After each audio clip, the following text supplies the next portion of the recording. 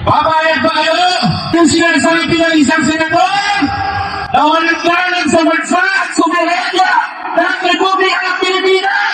Kaya natin ang sarili natin isa. Hindi tayo papayag na ganun na lamang yun. Dahil hindi ito ang panahon upang tayo ay magwatag-watag, hindi pakinggan ng Senado. Hindi rin pumapayag ang pamamayang Pilipino sa gustong mangyari na isuko na lamang sa panglayang dayuhan ang ating isa. Paano naman yung mga mangisda na hinahas araw-araw? Paano yung mga consulate na lumalaban araw-araw? Upang bantayan ang ating sariling bansa, protektahan ang ating sariling atin.